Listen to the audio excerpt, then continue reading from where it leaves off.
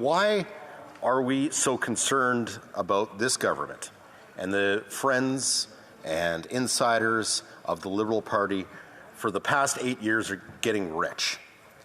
And you know what? It's not just their Liberal friends that live in Canada. It's the ones that live in far-off lands as well. And there's a level of admiration I actually have for China because of their basic dictatorship. It was pre-shadowing what these last 8 years have been about.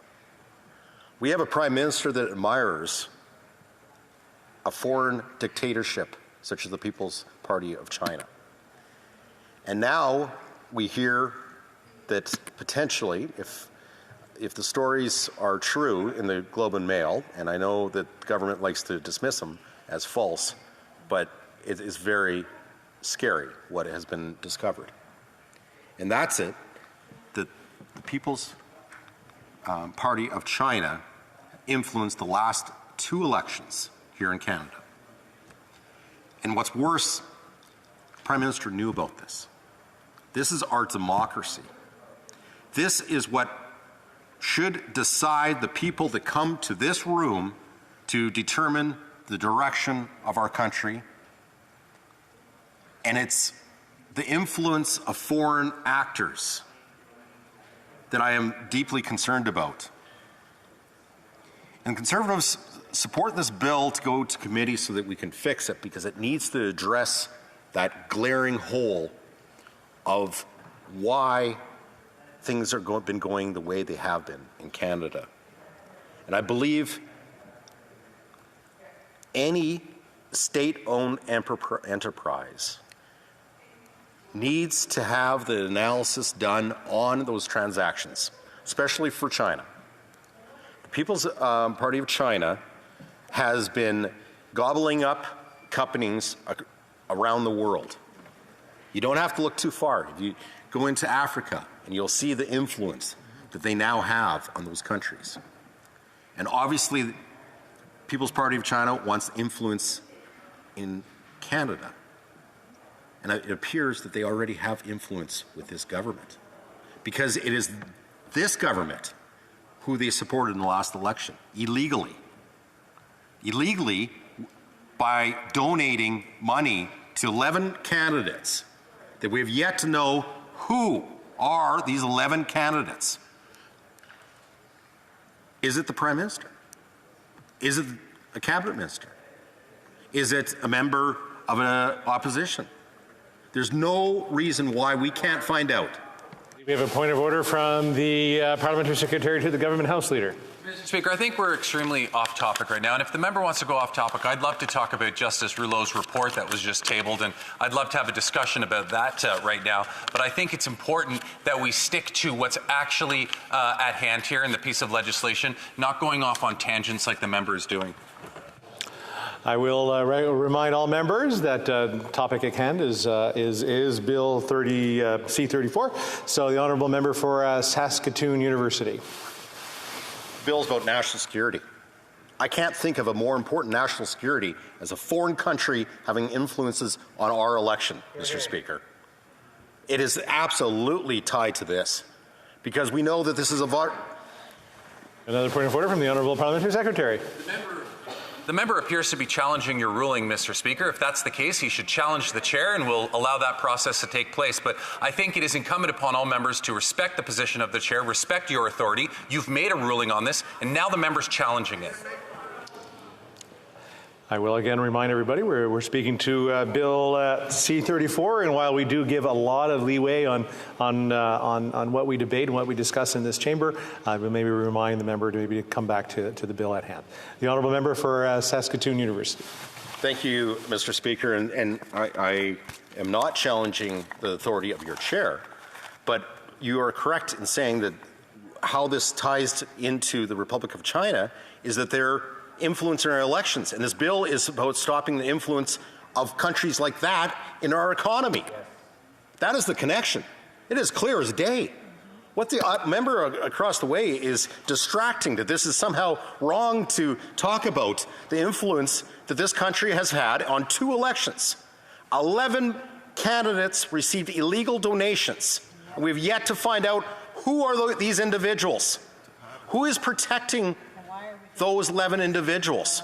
What are they hiding? We know it's coming from a country that we have concerns with, and that's what this bill is trying to stop the undue influence on our economy. And there's reports out today that they went one step further. We know that the People's Republic of China is influencing other countries through economic purchases of their economy. They just bypassed that all and just bought a government with illegal donations, hiring people to work in elections, and then sending those volunteers off to work on liberal-friendly campaigns. That's the reports that are in the Globe and Mail that are so troubling, is that it goes to the root of why are we here? Why does this all matter? We are supposed to be making choices for the benefit of this country, not for a foreign country that is, for the time being, in bed with one of the parties in Canada. This bill needs to be strengthened. We need to do a net analysis on all transactions from the People's Republic of China. We have to bring down the threshold down to 0. These are recommendations that we heard at committee, and when this bill does finally get to committee, I hope we do add that. We need to add teeth to this bill. There's a couple things that they did well in this bill so far. One was that we increased, because of inflation of all things, everything is getting hurt by inflation. They've increased the penalties that are able to be surmised to companies that break this act. We're happy with that increase. There's other common sense things that we can do to protect our economy from being bought out by the People's Republic of China. Thank you, Mr. Speaker. Questions and comments? Questions et commentaires. The Honourable for Esquimalt Sanet-Sooke. Thank you very much, Mr. Speaker. And I listened with interest to the members' comments. And the bill we're discussing is the Investment Canada Act and whether we need to update it given some changes in the world. So I'm going to ask a question that I asked earlier of a Conservative member, and that is, increasingly foreign investors see the Canadian health sector as a place which they can invest. And we have the example of Anbang, a Chinese insurance company, which was later nationalized or seized by the Chinese government, which is a major investor in long-term care homes in my province. So I wonder if the member agrees with us in the Democratic Party that we need to update this piece of legislation before us to take into account investments like these, which put the health of Canadians at risk. For Saskatoon University. I'd like to thank the member for the question, and he's right on the sector aspect of this bill. The minister is the one that decides which sectors are exempt and which ones are to be included in this. And that's another issue we have with this bill, is that things can change in the regs without a vote in this place. And you can see where one might pick one sector over the other for their political benefit. And that's what I believe we have in Canada right now, with the government that is definitely benefiting from a close and tight relationship with the government of China and the influence that they're trying to enact onto our people and our economy. And Mr. Speaker, that is what we need to improve on, and I really look forward to getting this bill to committee so that we can put some teeth into this that actually does the net analysis, net benefit analysis on transactions, so we can see in a transparent way, up or down, what is taking place out there if there is different purchases of our important, crucial parts of our economy. Thank you, Mr. Questions and comments? Questions et commentaires. L'honorable député de Joliette. The honourable member for Joliette. Thank you, Mr. Speaker. I'd like to thank my colleague for his speech. According to the latest data published last year, the last available year, there were 1,250 projects for a value of $87 billion, and only 8 of them were reviewed. And with this bill, it would go up to 24, so that's barely 2%. Does my colleague feel that that's enough? The honourable member for University Saskatoon.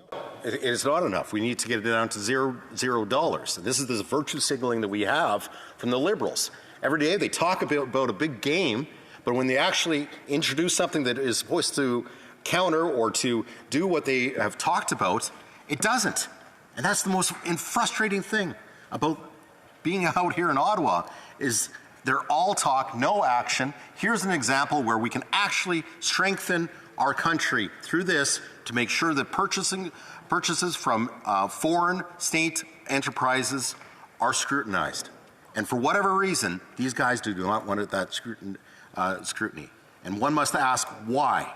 Why would they be hiding from the scrutiny that would come from having that transparent process where every process over not even a dollar amount, any more than zero, would trigger the net benefit analysis? And I hope our colleagues in the bloc would support us, a committee, at strengthening these measures. Thank you.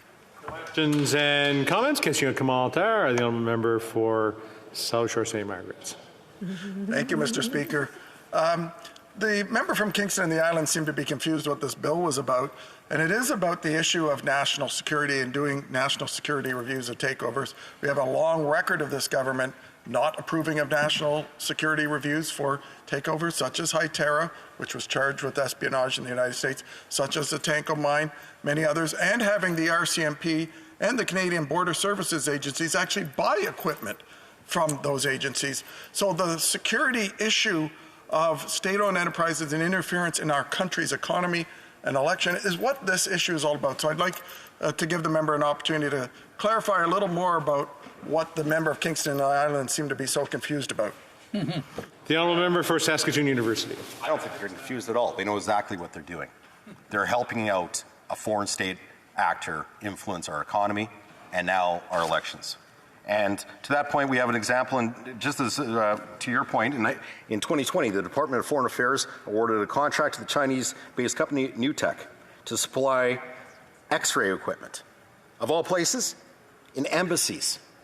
Who in their right mind? This is not a mistake. They're doing this on purpose. That's the only reason why this would be taking place, to let a foreign state actor into our embassies and scanning documents and articles going into embassies across the world.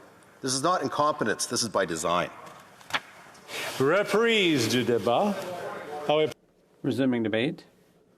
Thank you very much. I even put on quickly a tie because I was a little bit disappointed, Mr. Speaker, with the comments from the member of South Shore St. Margaret's in relation to the suggestion that any member of this House would somehow be involved with undermining Canadian democracy or the Canadian economy to any extent. I don't know exactly in the procedural rules, Mr. Speaker, but I think that would be perhaps a little bit unwarranted, and I'm wondering if you might be able to address that comment. We're coming down into debate of the day of what we're trying to have. So I will confer with my table, but I don't think that's a point of order.